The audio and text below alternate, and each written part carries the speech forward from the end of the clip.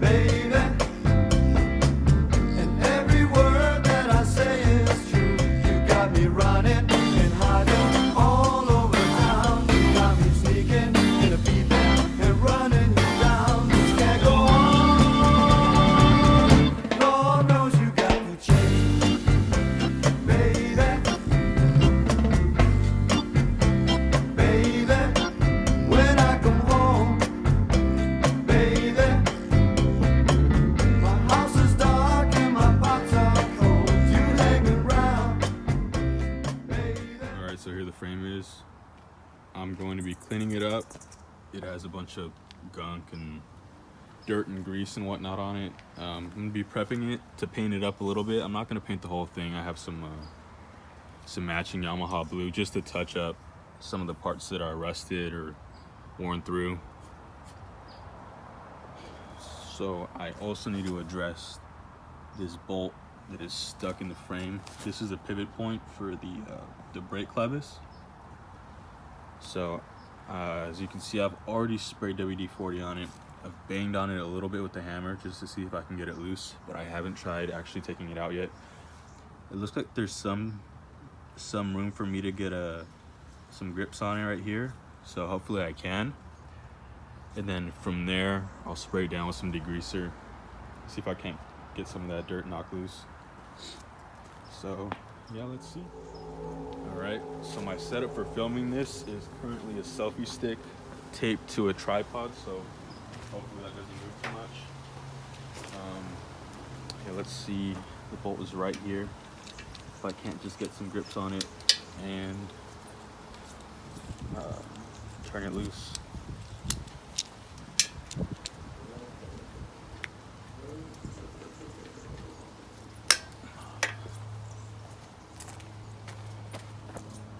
Oh, okay, that was far easier than I thought. It actually, it's finger tight. So, I was actually really worried about that. Okay, let's see which way it comes out. I think it wants to come out the other way. Maybe not.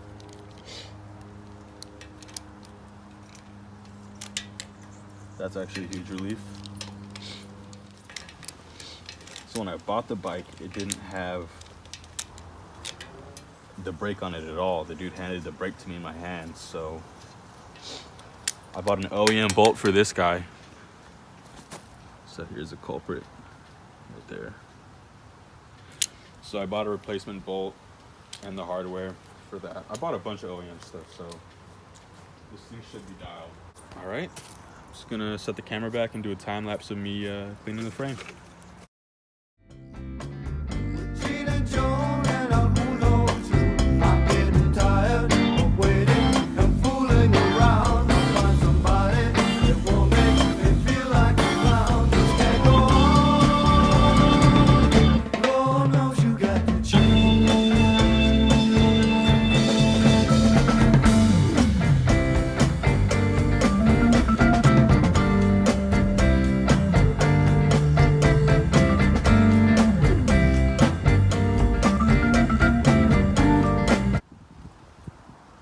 You can see the frame's much cleaner than I started. It really shows all the areas that need to be painted and touched up on. This spot was really bad because the chain goes right here, so there's a lot of shit. And there's still some more here that I didn't get, but I'll have to clean it up again before I prep it and sand it for paint. But this was just to initially get all the really gunky stuff off. So it'll come along, it'll look good. And I'm glad I was able to get this bolt out because I was definitely worried about that. I thought I was gonna have to drill it out, but it wasn't the case. All right, cool. We have a box and we are going to do an unboxing. This is the first box from Rocky Mountain. Got some exciting goodies in here, so let's see what's happening.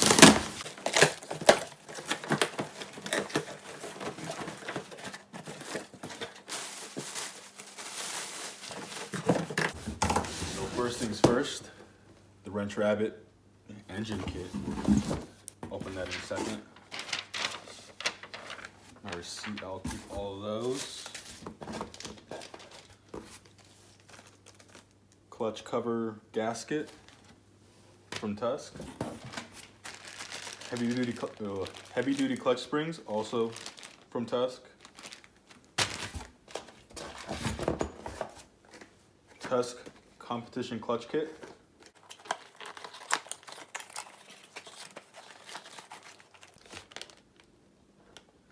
Nice.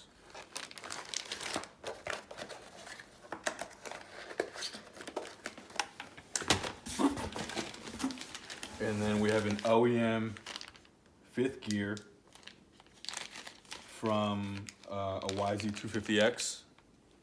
It's gonna give it more top end. I'm gonna take out the lower 5th gear that's comes stock in these engines. And then I accidentally bought a 4th gear thinking that I could put this 4th gear in it, but you have to change out the 3rd gear if you wanna run the 4th gear too. The 3rd and 4th gear are like a pair. So I need to return this, and then I bought the pinion gear, the matching gear for this one. So each gear has 2 pieces to it essentially. So I need to buy, or I already bought it, so it's on the way. So I got the other 5th gear piece, and I need to return this piece. So let's get to the wrench rabbit kit.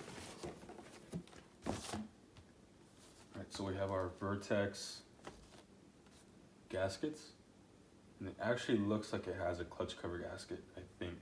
So I may have an extra one. Awesome.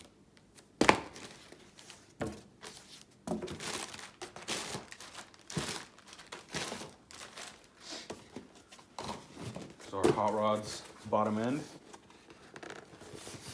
Let's go.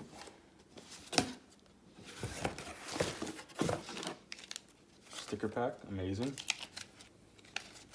Oh, Pivot Works, hot cams, hot rods. I didn't know Pivot Works. I didn't know they had Pivot Works stuff in this. They don't, which is weird. All right, Pivot Works sticker, I guess. Wrench Rabbit sticker as well. But here is the bottom end.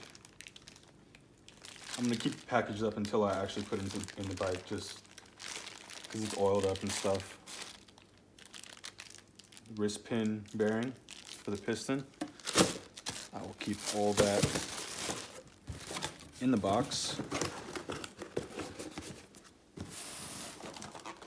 We have, this is a water pump kit, hot rods, bearing, seal, gasket. These are all the engine seals.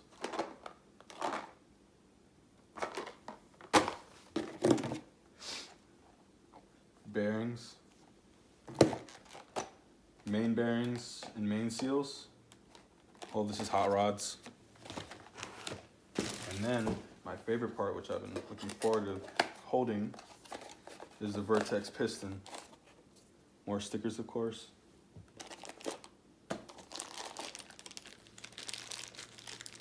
The wrist pin, the rings, the circlips.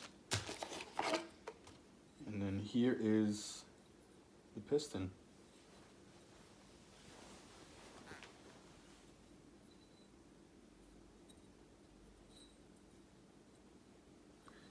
It's definitely my favorite piece. So, the engine is gonna be the first thing that I am gonna work on the bike. I'm gonna start with the engine, you know, clean up the frame, install the engine into the frame, and then kind of work out from there, you know, do all the linkage, pivot, and shock bearings, and then the steering bearings.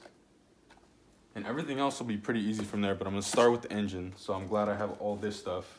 I do have that 4th gear, or I'm sorry, the 5th gear coming in the mail, so everything to do the engine is here. So I can start on that pretty soon. Cool. Okay, we're gonna start the teardown on the Yz250 motor. You take off all the cases, the head, the cylinder, the reed cage, and see how far we can get.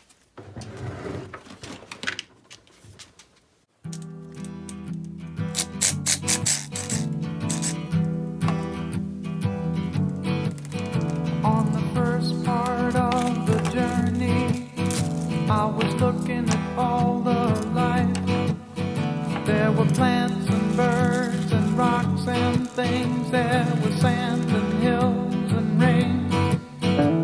The first thing I met was a fly with a buzz and the sky with no clouds. The heat was hot and the ground was dry, but the air was full of sound.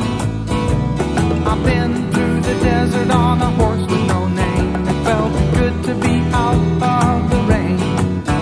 In the desert, you can't remember your name, because there ain't no one for to give you no pain.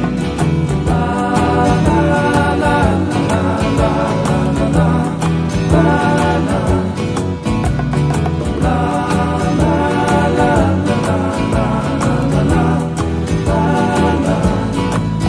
After 2 days in the desert sun, my skin began to turn red. After 3 days in the desert fun, I was looking at a riverbed, and the story it told of a river that flowed made me sad to think it was dead. You see, Okay, so this is as far as I get for the engine breakdown for now. You can see I got the ignition cover off. Everything in here looks pretty good, looks pretty clean. I was expecting to see a lot of corrosion because it's pretty common with these two-stroke motors. It took me a bit to get the countershaft sprocket off. If you guys can see in the video, I ended up putting the spark plug on the opposite side of the head on this part, so it would lock up the engine. When the piston would come up, it would hit the spark plug so that it wouldn't allow it to turn anymore, and that allowed me to get some leverage to loosen it up. I had to put the engine on the ground because I could not get leverage on the table, but with that I was, you know, barely able to get this countershaft sprocket off, but it ended up working, so it's good. And the piston seems to be an OEM type. I couldn't see any markings on it, so it's definitely a replacement though. The bottom end, I don't know if you guys are gonna be able to hear it on video.